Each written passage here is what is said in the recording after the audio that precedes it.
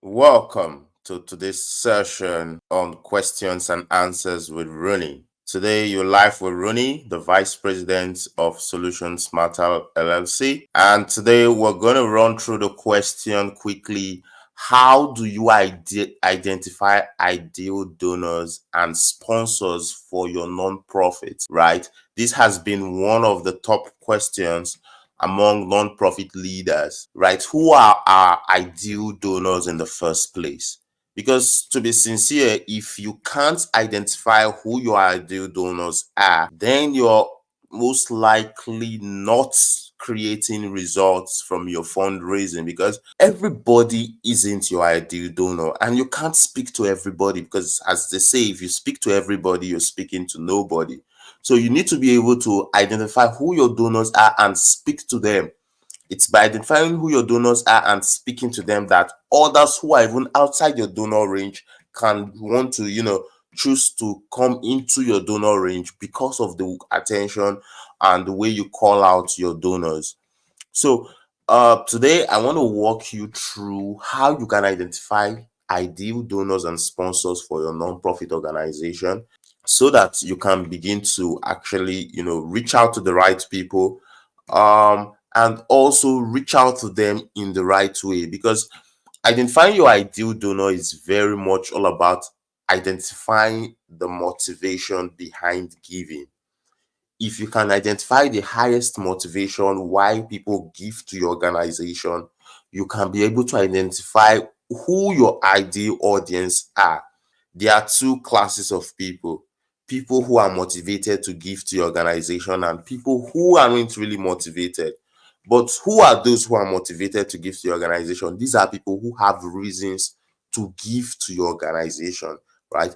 They somehow get some benefit. They somehow benefit from the work you do. So they have more reasons to give to you than people who don't benefit nothing from you or are not connected to you in any way. So how do we identify these guys with the highest motivation to give to you? I think my overall question is this: who benefits the most from your impact? If you can answer that question very clearly, right, I'll tell you this: you would know who your ideal target audience is, because the person who benefits the most from your impact is the person who is most likely to ensure your organization continues to, do the good work you do. Now, the question where most people get it wrong is really identifying who benefits the most. Because when that question comes up, the first thought that comes to your mind is, it's most likely the people I impact, but that's not true in most situations. Why in other situations it's very true. The people who benefit the most are your impact audience. But for funding reasons, right, let's really look at it this way. Say, for example, you run outreaches to schools to help students become, better children, better learners, and better family members. Who benefits the most from that impact? I'll tell you this: the parents benefit the most from that impact, because if those children become straight, the parents are the ones who are going to look good. The school also benefits the most from that impact, because if you can include more value to the students without them, increasing expenses or expenditures, that's also a huge benefit to them. So if you are looking for your ideal donors in that perspective, these guys are most likely the people who have the highest motivation to give to you. Of course, there are other categories or other strategies we use to identify ideal donors, because, of course, we could have different categories of ideal donors and then categorize them according to their level of motivation, right? And then reach out to them using their level of motivation. So we've identified who benefits the most from these kids: the parents and the school. Another strategy we also use is the impact alignment. So, for example, an organization that actually works to impact children, let's use the same example, which is running outreaches to school.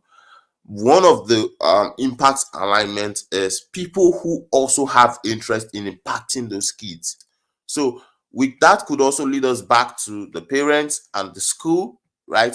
But it could also open up the network to other organizations like foundations who are out there to say, we want children to get access to STEM education, right? Or companies or brands who are actually making money from the STEM education industry. If, for example, your school outreaches is on STEM education. So that's impact alignment, because we're trying to achieve the same goal, which is help impacting these children. Though yours may sound for profit, but mine is non-profit. We can actually, partner where you actually, give me resources to be able to help these same children you profess. Some of these companies, their mission statement are basically to give these kids a happy life, to help the families and all that. So that's just impact alignment. Another aspect of the alignment we could also look at is program alignment, because we've seen organizations that could have an overarching goal, but they have different things underneath that could actually extend them into other areas of funding. So, for example, an organization that runs school outreaches could also run a program where they teach children to code. And because they teach children to code and program, that also opens them up to what we call, IT funding. So they could also look out for, IT companies like, Google, Amazon, and, all these IT brands out there to also sponsor them if they could build a solid case of study, a case of support, which they could if they really put in the work, right? That's how we look at identifying ideal donors and sponsors. The world has gone beyond where people just give just for giving sake, right? Economic situation, the election coming up, all that are getting people to really want to hold up and see what the future holds. But of course, people still give, and they give to causes that matter to them. They give to causes that they know are very important to ensuring they live a better life in the society, while they're also ensuring their neighbors do so.